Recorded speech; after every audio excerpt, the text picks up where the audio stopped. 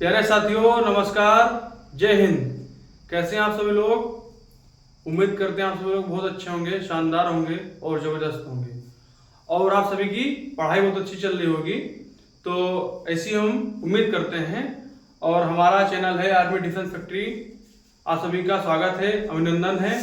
तो हमारे जो भाई हैं जो तैयारी कर रहे हैं उनसे अनुरोध है कि आप सभी लोग हमारे आर्मी डिफेंस फैक्ट्री चैनल से आप सभी लोग जुड़िए और साथ साथ रहिए और साथ में पढ़ाई करेंगे अच्छे से।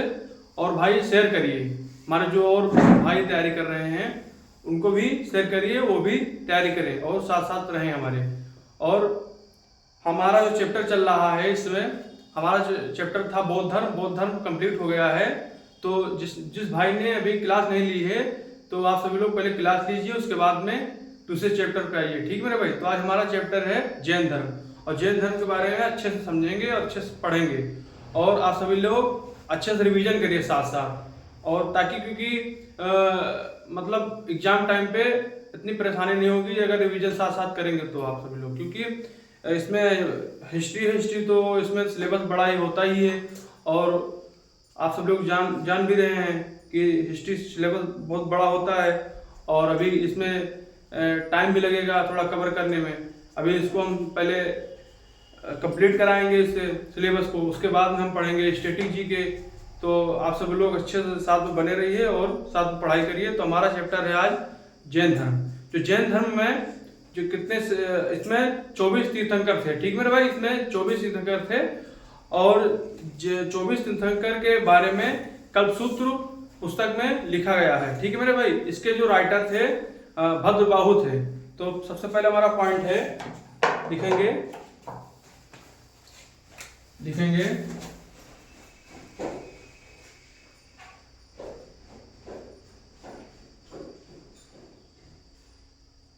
जैन धर्म के बारे में, जैन धर्म के बारे में कल्पसूत्र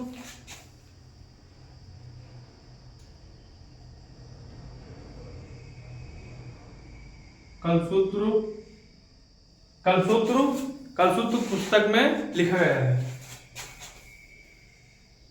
पुस्तक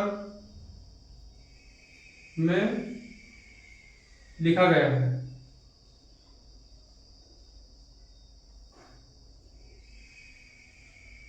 ठीक मेरे भाई, कितना समझ में आया? और साथ साथ आप लोग नोट करिए। ठीक है मेरे भाई। अगर ब्लैक बोर्ड मतलब अगर बोर्ड पे दिखाई नहीं पड़ रहा है आप सभी को तो जो हम बोल रहे हैं उसके साथ साथ आप सभी लोग लिखिए। ठीक है मेरे भाई। जो कल्पसूत्र के लेखक थे, इसके लेखक भद्रबाहु हैं। कौन है मेरे भाई? भद्रबाहु। ठीक मेरे भाई। इसके लेखक हैं भद्रबाहु। इसके आगे लेखक, ताकि आप सभी को कंफ्यूजन हो। ठीक मेरे भाई। इसमें जो कल्पसूत्र के लेखक थे भद्रबाहु थे। ठीक मेरे भाई। जैन धर्म सिंधु घाटी सभ्यता से समकालीन था। लिखेंगे इधर जैन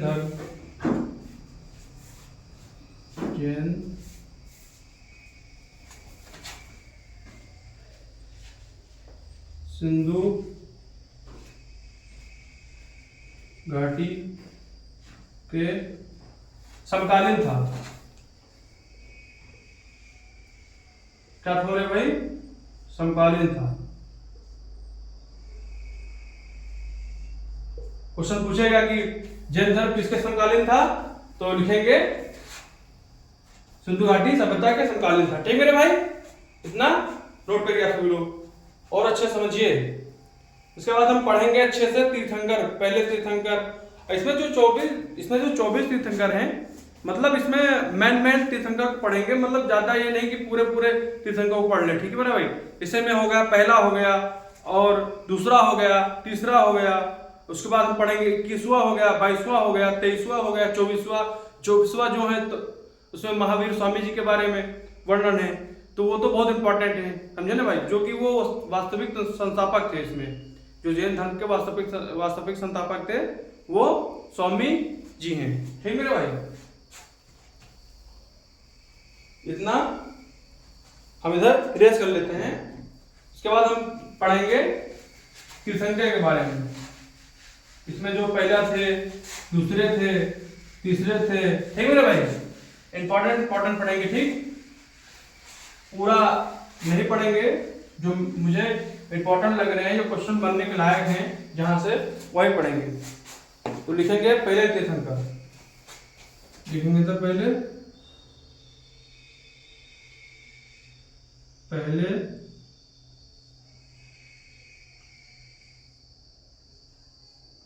तीर्थंकर।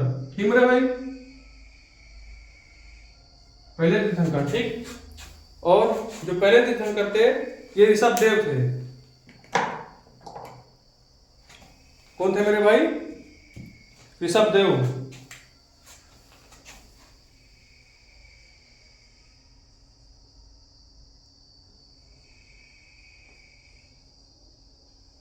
ऋषभ देव यही जैन धर्म के संस्थापक हैं। जैन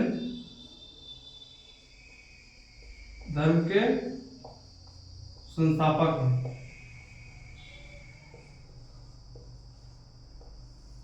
ठीक मेरे भाई, इन्हीं को जैन धर्म का संस्थापक माना जाता है।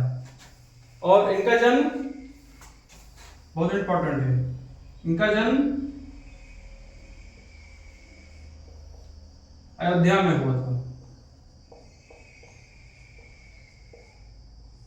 अयोध्या में हुआ था। ठीक मेरे भाई, इनका जन्म अयोध्या में हुआ था। इनका जो प्रतीक चिन्ह था, इनका प्रतीक चिन्ह था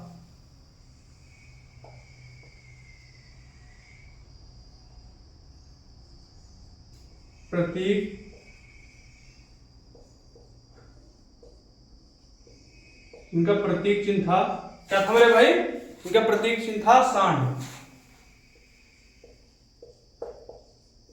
क्या था मेरे भाई? सांड था। ठीक, इनका उपनाम केसरिया था। इनका उपनाम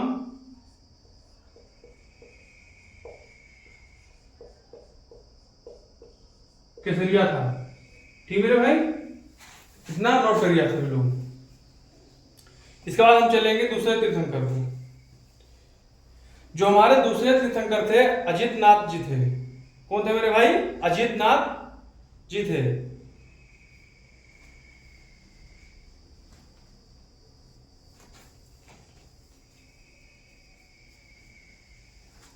क्लियर दिख रहा है ना मेरे भाई?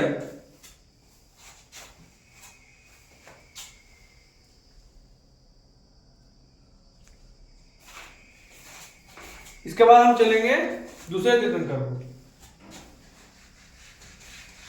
हमारे जो दूसरे तीर्थंकर थे, अजित नाथ जी थे। कौन थे मेरे भाई दूसरे तीर्थंकर? लिखेंगे दूसरे तीर्थंकर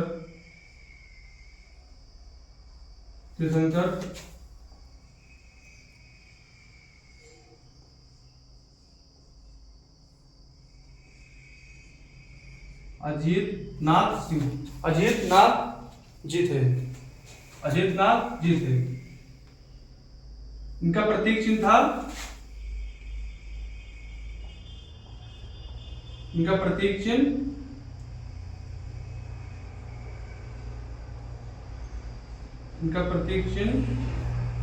चिन्ह था हाथी।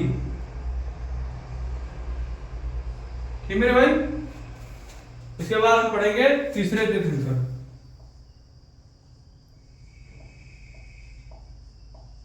तीसरे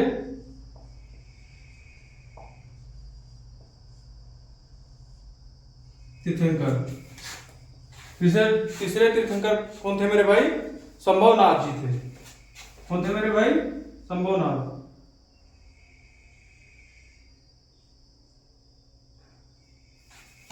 संभवनाथ जी थे।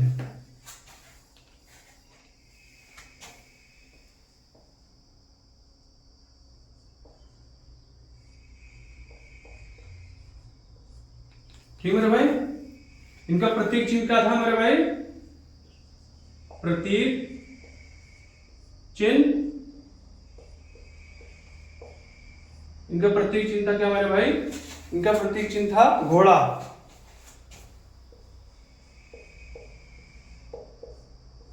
क्या था मेरे भाई? घोड़ा था। ठीक। इसके बाद हम पढ़ेंगे 21वें तीर्थंकर के बारे में।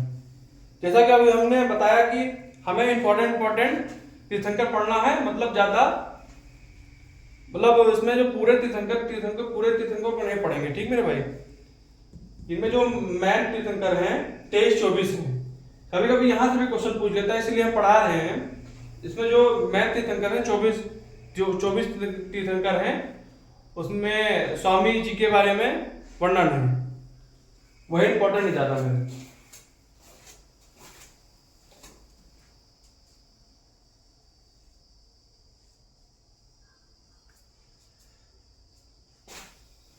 चलिए इसे इरेज कर लेते हैं। इसके बाद हम पढ़ेंगे 21वें तीर्थंकर के बारे में।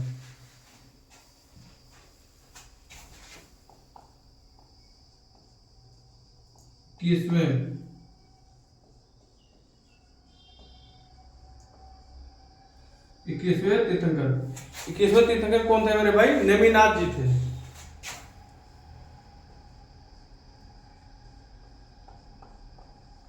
नेमिनाथ जी थे। इनका प्रतीक चिन्ह क्या था मेरे भाई?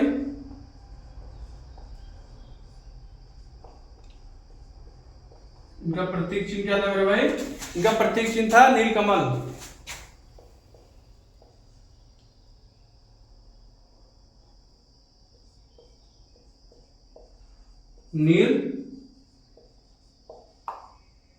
नीलकमल। ठीक मेरे भाई। इसके बाद हम पढ़ेंगे 22वें तीर्थंकर के बारे में। इसके बाद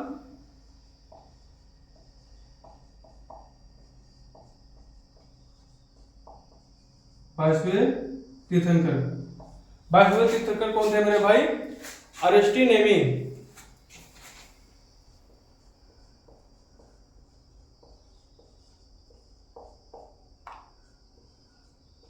कौन थे मेरे भाई? अरिस्टिनेमी।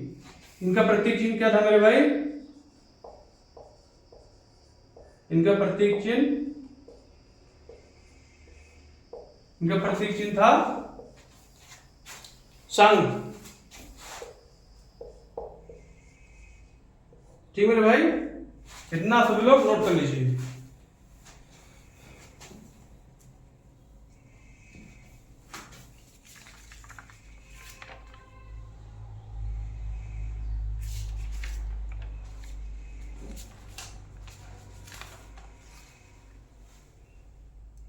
इतना नोट कर लीजिए आप सभी लोग।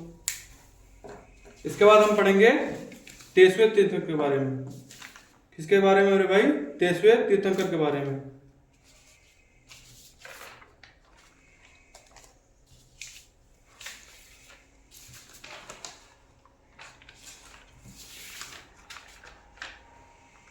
इसके बाद हम पढ़ेंगे 23वें तीर्थंकर के बारे में। जो 23वें तीर्थंकर थे पार्श्वनाथ जी थे। ठीक मेरे भाई। इनके बारे में अच्छे से पढ़ेंगे।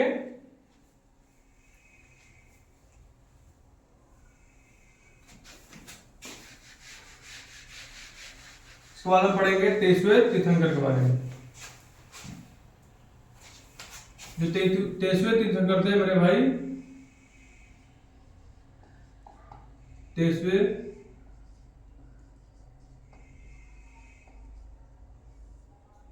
तीर्थंकर कौन थे मेरे भाई?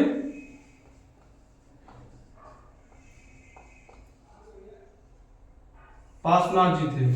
ठीक मेरे भाई। कौन थे मेरे भाई? पार्श्वनाथ जी थे। इनका जो प्रतीक चिन्ह था,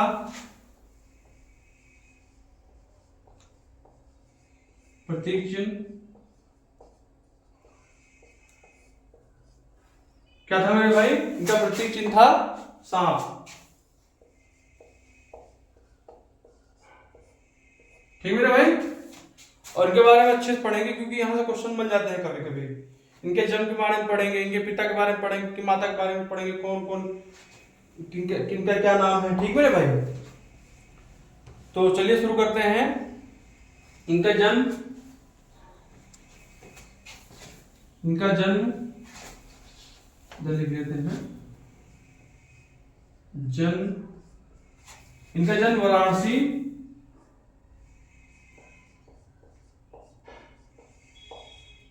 वाराणसी 580 बीसी में हुआ था। ठीक मेरे भाई। और इनकी माता का नाम वामा देवी था, माता का नाम वामा देवी। ठीक मेरे भाई। और इनके पिता का नाम राजा अश्वसेन, इनके पिता का नाम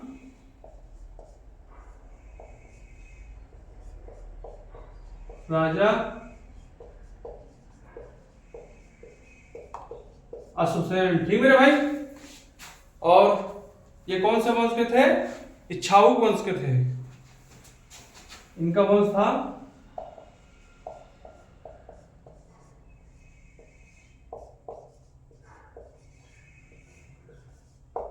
इक्ष्वाकु वंश के थे। ठीक मेरे भाई।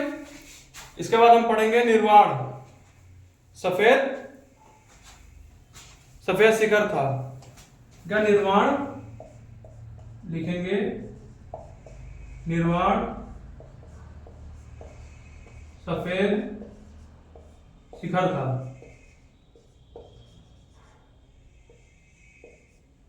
ठीक मेरे भाई। इनकी पत्नी का नाम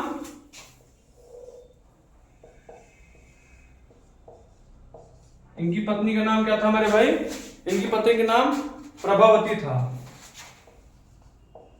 प्रभावती। ठीक मेरे भाई। इतना नोट कर लीजिए आप सभी लोग।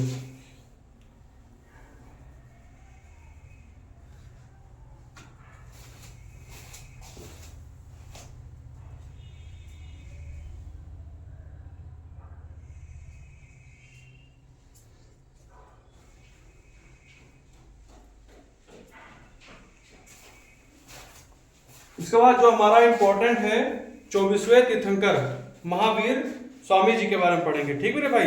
यही वास्तविक संस्थापक थे जैन धर्म के,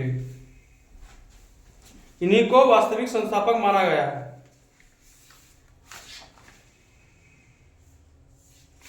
इसके बारे में अच्छे से पढ़ेंगे और अच्छे से समझेंगे। और जो 23वें तीर्थंकर थे पार्श्वनाथ, इन्होंने 4 शिक्षा दी। कितने शिक्षा दी मेरे भाई? इन्होंने 4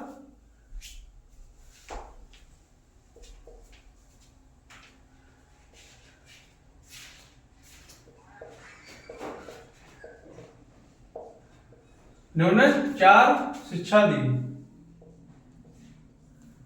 ठीक मेरे भाई। जो पहला था मेरे भाई, पहला था सत्य, पहला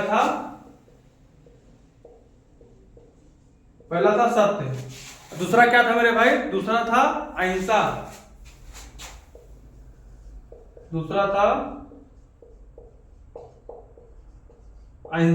ठीक मेरे भाई। और तीसरा क्या था मेरे भाई? तीसरा था अस्तेय। क्या था मेरे भाई?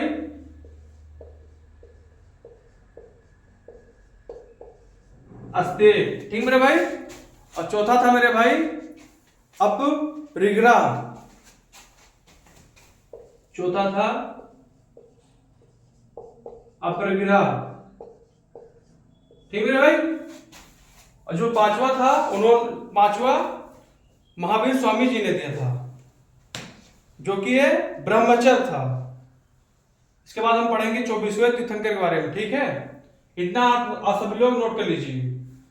इसके बाद हम पढ़ेंगे 24वें तीर्थंकर के बारे में।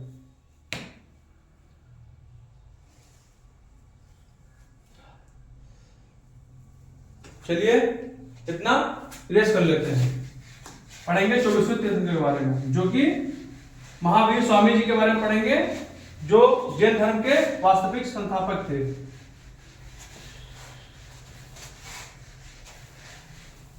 ठीक मेरे भाई। और इसे बहुत अच्छे से पढ़ेंगे, यहीं से क्वेश्चन बन जाता है। ठीक है, पढ़ेंगे 24वें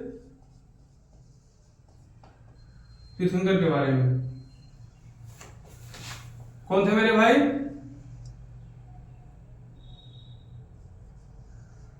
महावीर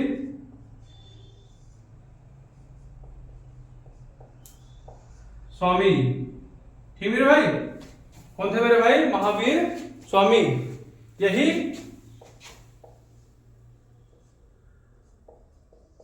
वास्तविक संस्थापक हैं। किसके?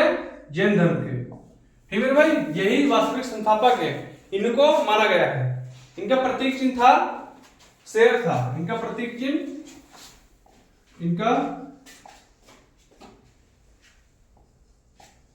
इनका प्रतीक चिन्ह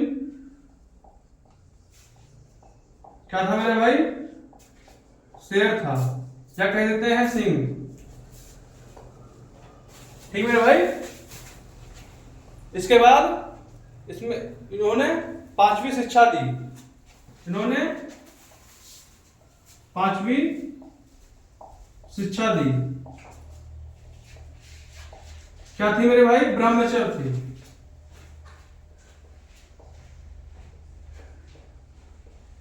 क्या थी मेरे भाई? ब्रह्मचर्य थी। ठीक मेरे भाई, और इसके बाद हम पढ़ेंगे इनके जन्म के बारे में। इनका जन्म 540 बीसी कुंडग्राम वैशाली में हुआ था।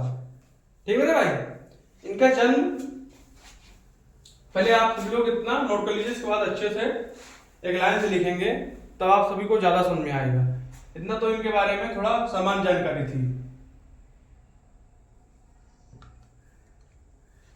इसके बाद हम लिखेंगे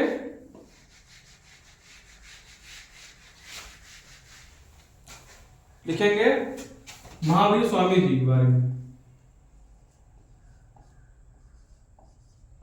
महावीर स्वामी। ठीक है भाई, इनका जन्म लिखेंगे, जन्म 540 बीसी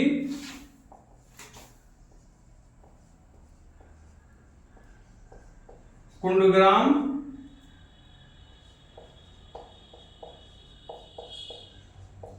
वैशाली में हुआ था। ठीक है भाई, और जो इनके पिता का नाम क्या था मेरे भाई? सिद्धार्थ था।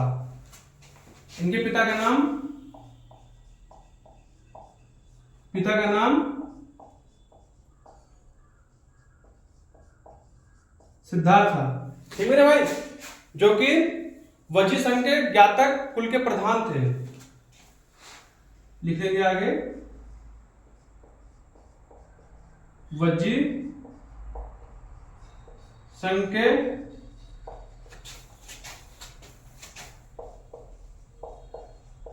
ज्ञातक कुल के प्रधान थे। ठीक मेरे भाई, इसके बाद हम पढ़ेंगे इनकी माता का नाम त्रिशला था। इनकी माता का नाम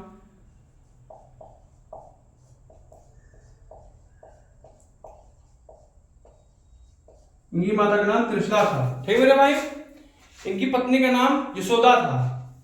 ध्यान रखना, जो गौतम बुद्ध थे उनकी पत्नी का नाम था यशोधरा, और इनकी पत्नी का नाम है यशोदा। लिखेंगे, इनकी पत्नी का नाम यशोदा।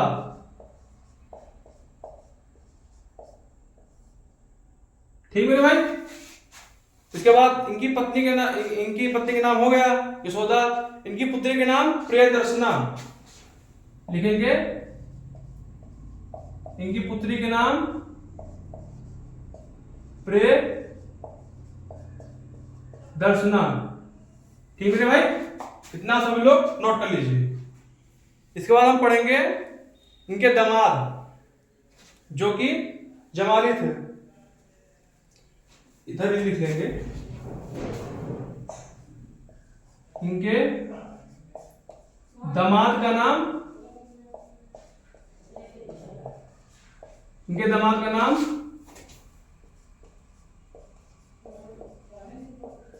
जमाली था। ठीक है भाई, जो कि महावीर स्वामी के पहले शिष्य थे। लिखेंगे आगे महावीर स्वामी के पहले शिष्य थे। ठीक है मेरे भाई, इतना सभी लोग नोट कर लीजिए। बहुत इंपॉर्टेंट है ये फैक्ट जो दिखा रहे हैं, यहां से क्वेश्चन पूछ लेते हैं। आप सभी लोग नोट करिए अच्छे से।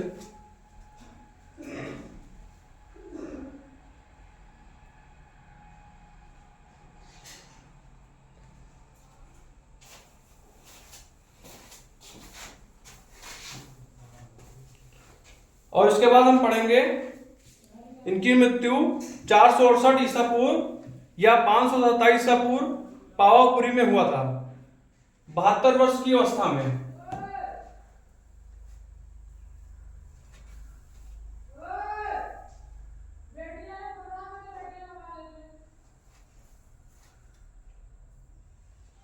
इसके बाद हम लिखेंगे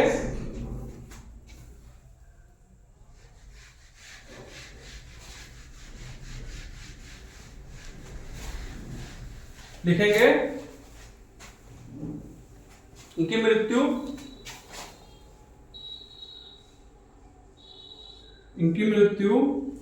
मृत्यु 468 ईसा पूर्व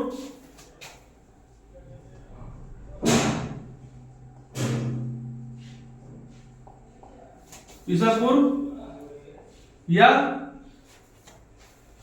527 ईसा पूर्व पावापुरी में हुआ था।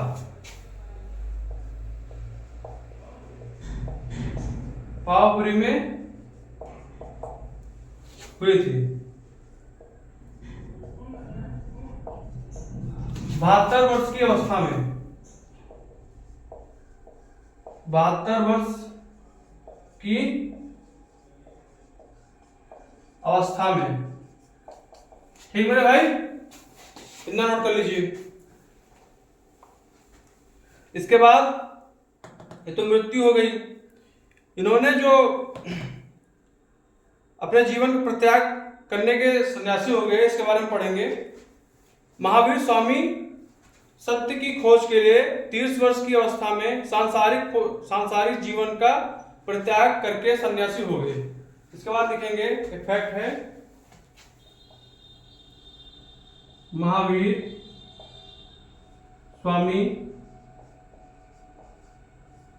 स्वामी सत्य की खोज के लिए सत्य की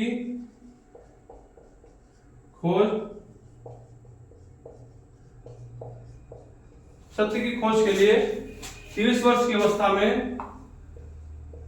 30 वर्ष अवस्था में सांसारिक जीवन लिखेंगे इधर, सांसारिक जीवन का परित्याग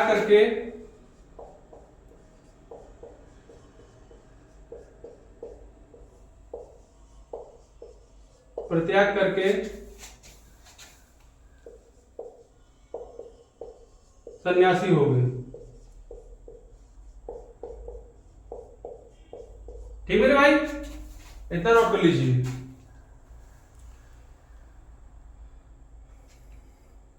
इसके बाद हम पढ़ेंगे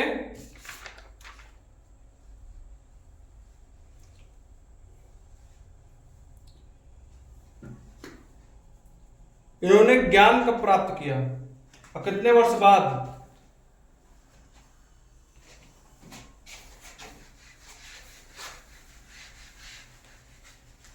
लिखेंगे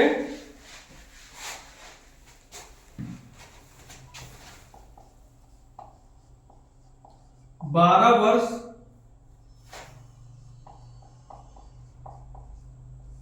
लगातार कठोर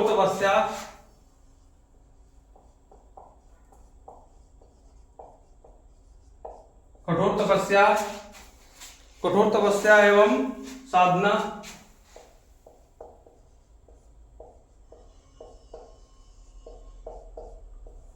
कठोर तपस्या एवं साधना के बाद 42 वर्ष की अवस्था में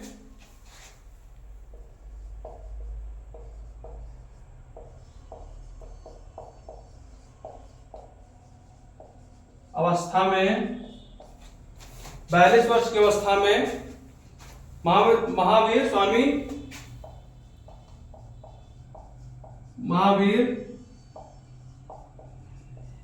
महावीर स्वामी को जम्बरिक गांव में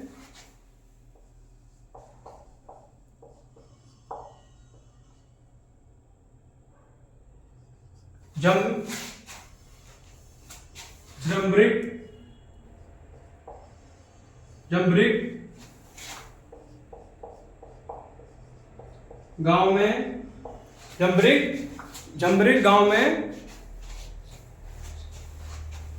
गांव के लिखेंगे इधर तो गलत हो गया, समीप ऋजुपालिका नदी के ऋजुपालिका नदी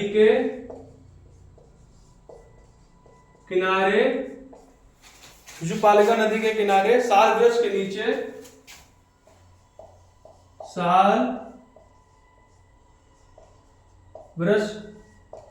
नीचे ज्ञान प्राप्त हुआ।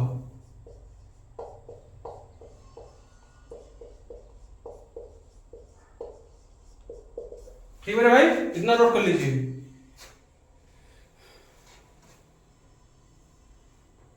इसके बाद लिखेंगे संलेखना प्रथा तथा संथारा प्रथा जैन धर्म से संबंधित है।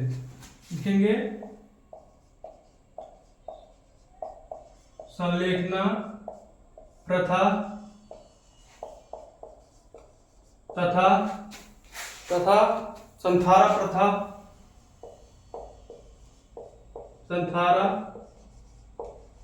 प्रथा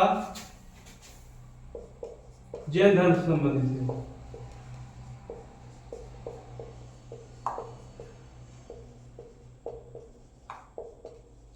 है। ठीक मेरे भाई, इतना नोट कर लीजिए। बहुत इंपॉर्टेंट फैक्ट है जितना पढ़ा रहे हैं। ठीक मेरे भाई, इसको अच्छे से पढ़िएगा, यहां से क्वेश्चन बन जाते हैं।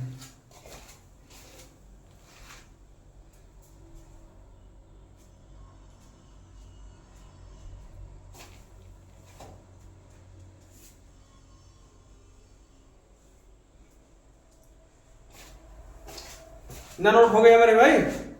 इसके बाद लिखेंगे जैन साहित्य को आगम कहा जाता है।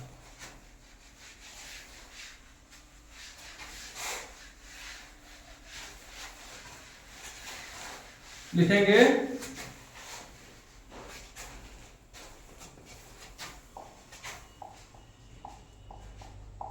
जैन साहित्य को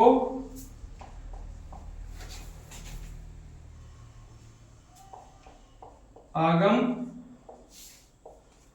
कहा जाता है। ठीक मेरे भाई, और इसके बाद लिखेंगे जैन धर्म में समान बोलचाल की भाषा प्रकट थी। ठीक है मेरे भाई, लिखेंगे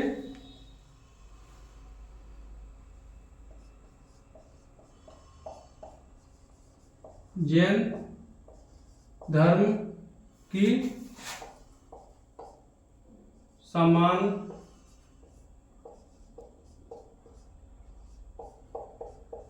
बोलचाल भाषा प्राकृत थी। क्या थी मेरे भाई? प्राकृत थी।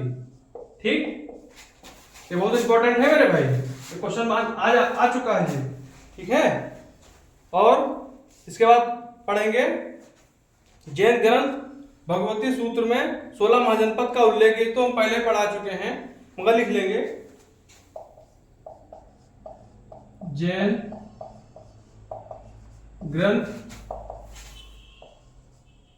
भगवती सूत्र में 16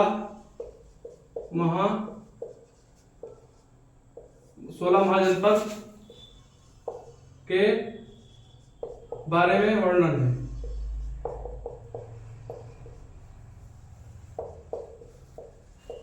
ठीक मेरे भाई। और भगवती से जो भगवती सूत्र था, ये महावीर स्वामी के जीवन से संबंधित था। ठीक मेरे भाई, ये जो था महावीर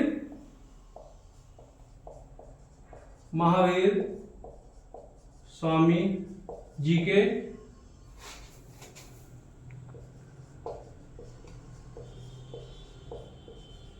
जीवन से संबंधित था। तो हमारा ये लास्ट फैक्ट था। ठीक है मेरे भाई, इसके बाद हम अगले क्लास में मिलेंगे। तो आप सभी से रिक्वेस्ट है कि आप सभी लोग अच्छे से पढ़िए और अच्छे से समझिए और साथ साथ रिवीजन करिए, और हमारे आर्मी डिफेंस फैक्ट्री से आप सभी लोग जुड़े रहिए और सफलता निश्चित रूप से आप सभी को मिलेगी। तो आज के लिए इतना मेरे भाई, दूसरी क्लास में मिलेंगे। और आपसे एक रिक्वेस्ट है आप सभी लोग से कि हमारा जो आर्मी डिफेंस फैक्ट्री चैनल है, इसे आप सभी लोग थोड़ा आगे बढ़ाइए और सब्सक्राइब करवाइए और शेयर करवाइए। ठीक है मेरे भाई। तो आज के लिए इतना मेरे भाई, धन्यवाद।